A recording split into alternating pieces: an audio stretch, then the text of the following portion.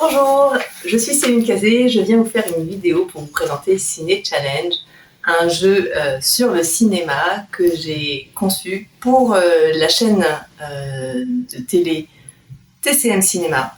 Alors, dans cette boîte, ce que vous allez trouver, c'est un dépliant pour les règles, 63 cartes avec des mots dessus et 7 modalités de jeu. Ça va vous permettre de visiter plein de manières de parler des films que vous aimez. Donc là, voilà, je suis devant une médiathèque, il y a plein de films que l'on a pu voir, qu'on a même pu oublier. Et là, l'idée, c'est que dans les 7 challenges que vous allez avoir dans la règle, l'invitation est de commencer par le premier, qui s'appelle Fast and Famous, qui permet d'associer à une carte un film et le faire le plus possible en 1 minute.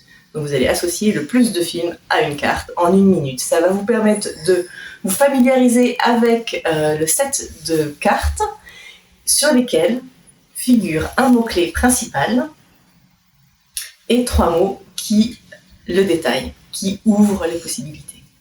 Voilà. Le deuxième modalité de jeu va permettre de jouer avec les autres joueurs et d'associer un titre de film à 2 cartes, et le plus possible. Le dernier qui a encore un film à associer aux 2 cartes gagne ce challenge. Le troisième, donc celui-ci s'appelle Battle Royale, en référence à un film portant le même nom. Puis après, vous allez chercher à faire deviner des films par des éléments qui ne sont pas des noms, mais qui sont la description du film, en disant « Je suis un film qui » et donner plein d'indices aux autres joueurs. Bien sûr, ce film doit faire référence à la carte que vous avez tirée. Ça s'appelle Film Identity. La 4e modalité, là, ça y est, on sent qu'on monte un petit peu en niveau. Ça s'appelle A Star is Born. Vous allez faire deviner un film par une scène. Donc, ça peut être une réplique, ça peut être la musique du film, ça peut être la description de cette scène, selon votre mémoire, votre jeu avec ça. Et là, je vous garantis, ça peut être vraiment drôle. Puis, afin d'utiliser au mieux le set de cartes, donc vous allez voir, les cartes sont à chaque fois de couleurs différentes. Ça, c'est des familles de cartes qui permettent de savoir dans quel élément du scénario on se trouve. Donc là, l'idée, c'est de créer carrément un scénario. Donc ça s'appelle Pitch Perfect. L'idée, c'est de proposer un scénario d'un film, le présenter de manière très courte, donc le pitcher, aux autres joueurs. Et les autres vont vous proposer un titre de film pour cela. La manière de concevoir ça, c'est de prendre une carte de chaque couleur. Donc une carte rouge, une orange, une jaune, une verte, une bleu ciel, bleu foncé et violette. Ça en fait 7 normalement. Ah oui, voilà, ça en fait 7.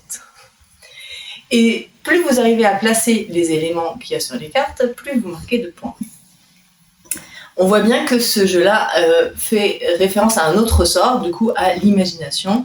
Bien sûr, quand on a vu des films et quand on est nourri par ces histoires-là, ça facilite l'exercice de cette partie-là, de ce challenge. Puis, tadam, arrive le choc des titans. Donc là, on va toujours prendre une carte, y associer un film, et dans ce film, on va choisir un héros ou une héroïne qui nous parle, qui nous touche, qu'on aime, et on va la défendre par des batailles entre joueurs, entre pairs, et puis après, ça se rejoint en, on va dire, 8e, quart de finale et finale, pour défendre combien notre personnage est le plus fort, est le meilleur. Voilà. Donc, choc des titans, sachant que c'est les autres joueurs qui votent.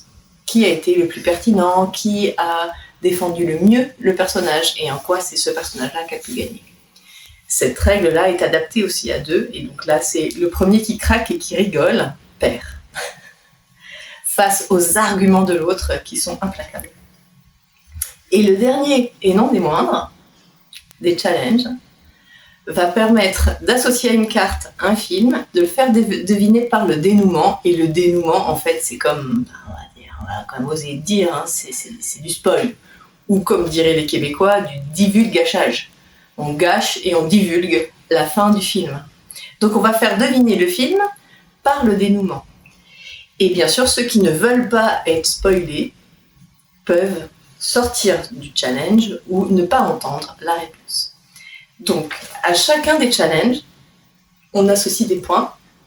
On peut soit en faire un tout seul, soit faire la série, ou en faire plusieurs. Et on associe l'ensemble des points gagnés sur chacun des challenges pour savoir qui remporte Ciné Challenge, la partie. À vous de jouer!